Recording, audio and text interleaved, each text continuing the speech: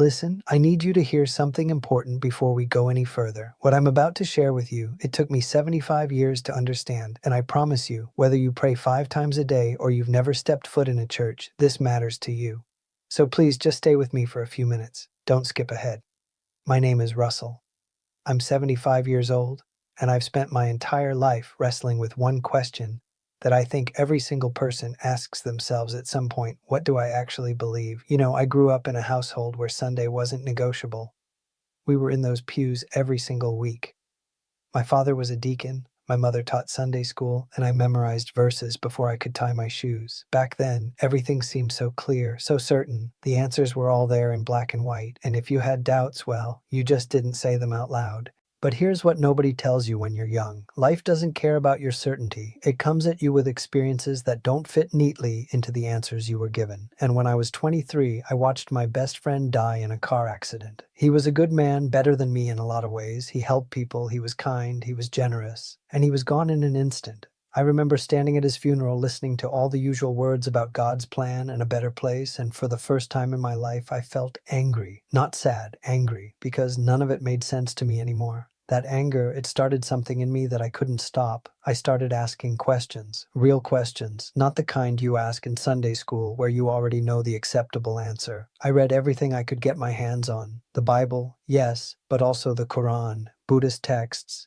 Hindu philosophy, even the writings of people who didn't believe in anything at all. And you know what I discovered? Every single one of them had something true in it. Every single one. I met a man once, this was probably 30 years ago now, who was a devout Muslim. We worked together, and at first, I'll be honest, I kept my distance. I had all these ideas in my head about what that meant, what he must believe about me, about my faith. But one day we got stuck working late on a project, and we started talking, really talking, and he told me about the 5 pillars of Islam, about what prayer meant to him, about charity and compassion and submission to something greater than yourself. And I realized, sitting there at 11 o'clock at night in a nearly empty office, that he was describing the exact same longing I felt every time I knelt down to pray. The words were different, the rituals were different, but the hunger, the need for connection to something beyond ourselves, that was identical. Now, I know what some of you are thinking. You're thinking I'm about to tell you that all religions are the same, that it doesn't matter what you believe as long as you're a good person. That's not what I'm saying, not at all, because here's what I've learned in 75 years. The differences do matter. They matter because they represent different ways of understanding the mystery of existence, different languages for talking about things that are almost impossible to talk about. But here's what matters even more. Every single religious tradition I've ever studied, every single one, comes back to the same core truth. Love people, help people. Don't be cruel, be humble. Recognize that you don't have all the answers. I've been to Jewish seders where I've felt the weight of thousands of years of tradition and survival. I've sat in meditation with Buddhists and experienced a stillness I didn't know was possible. I've worshipped with Pentecostals who expressed joy in ways that would have made my old Presbyterian pastor very uncomfortable. And every single time, I've found something genuine, something real, something that pointed toward truth. But I've also seen the other side. I've seen people use religion as a weapon. I've seen families torn apart because somebody married outside their faith. I've seen teenagers thrown out of their homes for asking honest questions. I've seen wars started, prejudice justified, and cruelty committed, all in the name of God. And every single time, it breaks my heart. Because that's not what any of this is supposed to be about. When I was 50 years old, I went through a crisis. My wife and I were struggling. Money was tight. I was drinking too much. And one night, I found myself in my garage at 2 a.m, and I did something I hadn't done in years. I prayed, but not the kind of prayer I learned as a kid. I didn't recite verses or use fancy language. I just talked. I said, I don't know if you're there. I don't know if you're listening. I don't even know what I believe anymore. But if there's anything real out there, I need help. I can't do this alone. And you know what happened? Nothing dramatic. No voice from heaven, no burning bush. But the next morning, my neighbor, a guy I barely knew, knocked on my door and asked if I wanted to grab coffee. We ended up talking for 3 hours. He told me about his own struggles with alcohol, about how he'd gotten help, about resources in the community I didn't know existed. Was that God? Was that chance? Was that just human kindness? I honestly don't know. And here's what I've come to believe. Maybe that's not the point. The older I get, the less certain I am about the specifics. I don't know if there's a heaven or hell. I don't know if we get reincarnated or if this is all there is.